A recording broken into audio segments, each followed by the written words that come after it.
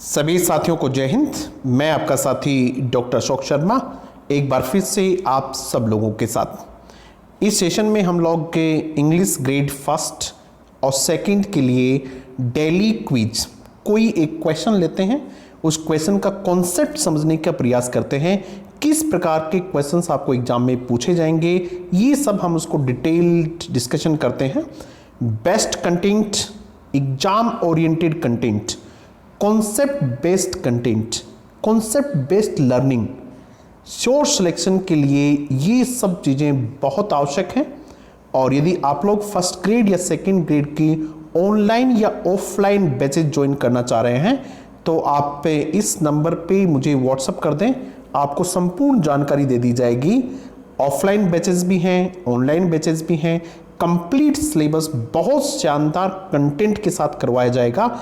जो भी करना चाहे निश्चित रूप से संपूर्ण जानकारी के लिए इस नंबर पे व्हाट्सएप कर दें। अब हम आज का जो क्वेश्चन है, इस क्वेश्चन को समझने का प्रयास करेंगे। देखिएगा क्वेश्चन क्या है। Following years of negotiations agreement on 2 pillar solution was reached. 3, 4, 5 चीजें इसमें समझनी है। पहला जो आपको ये ब्लिंक दिया हुआ है, ये पार्ट्स ऑफ स्पीच का क्वेश्चन है, क्योंकि यहां जो ऑप्शन आपके पास एक ऑप्शन है इंटेंसिटी, इंटेंस, इंटेंशनली और इंटेंस। ये जो अंतर है वो अंतर है पार्ट्स ऑफ स्पीच का। एक वर्ड होता है इंटेंसिटी, INTENSITY, इंटेंसिटी। आपको ये पता करना चाहिए कि कौन सा पार्ट ऑफ स्पीच है और यहां इस खालिस्तान में, इस ब्लैंक में कौन से पार्ट ऑफ स्पीच की आवश्यकता है। जरूरी नहीं कि पार्ट्स ऑफ स्पीच में आपसे यही पूछे कि अंडरलाइंड वर्ड कौन सा पार्ट ऑफ स्पीच है। Parts of speech first grade में भी पूछेंगे, parts of speech second grade में भी पूछेंगे, तो आपको पता होना चाहिए, उनका सही यूज भी पता होना चाहिए। दूसरा देखिएगा, ये जो क्वेश्चन है एग्रीमेंट से पहले आपसे पूछा है AN क्रॉस, इसका मतलब ये जो क्वेश्चन है ये आर्टिकल का क्वेश्चन है, या फिर आप इसको कह सकते हैं डिटरमिनस। ये आपके डिटरमिनस जो चैप्टर है उसका क्वेश्चन है। इस प्रकार के क्वेश्चंस वहां से पूछे जाएंगे। और ये जो तीसरा ऑप्शन है ये भी, इसमें भी AN या फिर जो भी पूछेंगे तो ये भी किसका क्वेश्चन है, डिटरमिनस चैप्टर का क्वेश्चन है। ठीक है, मैं जो क्वेश्चन लेता हूं वो क्वेश्चन कॉन्सेप्ट बेस्ड होते हैं। आपको कॉन्सेप्ट क्लियर करने हैं, क्योंकि भाषा में आपको जो का त्यों क्वेश्चन एग्जाम में नहीं मिलेगा, आपको कॉन्सेप्ट्स क्लियर करने पड़ेंगे। एक से ज्यादा खालिस्तान, एक से ज्यादा ब्लैंक प्लेसेस देने की भी यही वजह है कि आपका कॉन्सेप्ट जो है बहुत क्लियर हो जाए। आप देखिएगा इसमें ये निगोशिएशन जो वर्ड है ये नाउन है। निगोशिएशन जो वर्ड है, वैसे भी आप जान लें कि TION जो एंडिंग वर्ड होते हैं वो नाउन होते हैं। ये समझ लो एक बात। अगर ये भी आपको समझ में नहीं आती है तो आप ये समझ लो कि जो प्लुरल होता है वो या तो नाउन का बनता है या वर्ब का बनता है। तो ये क्या है, निगोशिएशंस है, ये नाउन है।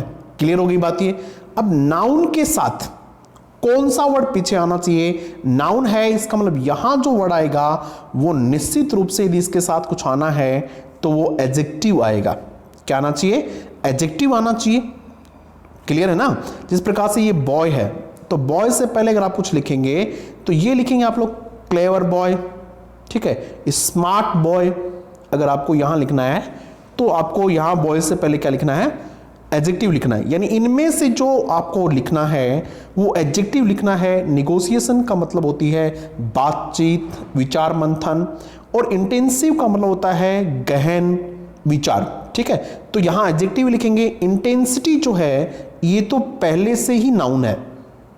देखिएगा, अगर आप यूं लिखते हैं इंटेंसिटी निगोशिएशंस, इंटेंसिटी निगोशिएशंस, तो फिर ये गलत हो जाएगा। ये भी नाउन और ये भी क्या है, नाउन है, फिर इसका मीनिंग नहीं आ रहा है। इंटेंसिटी का मतलब गहनता होती है, गहनता विचार विमर्श नहीं है। आपको क्या लिखना है, गहन विचार विमर्श, ये लिखना आपको। ठीक है, उसके बाद में देखा दूसरा वर्ड है इंटेंस। इंटेंस जो है वो एडजेक्टिव है। आपको पता होना चाहिए वर्ड फॉर्मेशन में।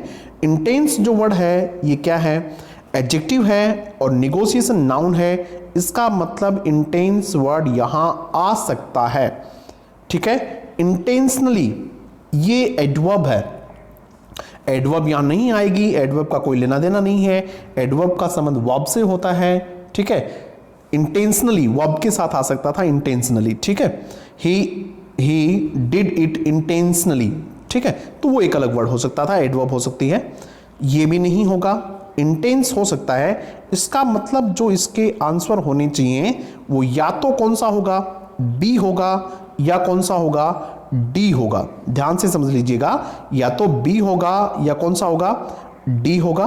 ठीक है, अब आगे बढ़ते हैं अपन, देखिएगा एक क्वेश्चन में आपको कितनी कितनी चीजें समझ आ सकती हैं।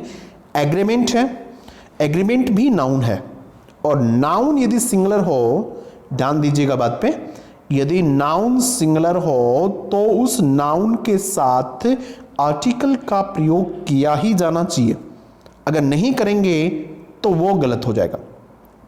एग्रीमेंट नाउन है, काउंटेबल नाउन है, सिंगुलर नाउन है, इसका मतलब ए या एन में से कुछ न कुछ इसके साथ आना चाहिए। क्रॉस वाला जो ऑप्शन है ये तो बिल्कुल गलत है, इसका मतलब ये नहीं होगा। क्या आना चाहिए एग्रीमेंट के साथ, एन आना चाहिए।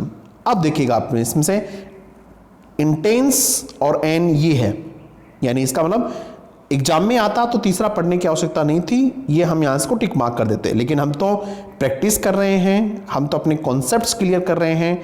अब देखिएगा इसमें क्या आना चाहिए, टू पिलर सॉल्यूशन। बहुत सारे बच्चों को लगा कि सर टू आ गया, इसका मतलब अब ए या एन आने की आवश्यकता नहीं है।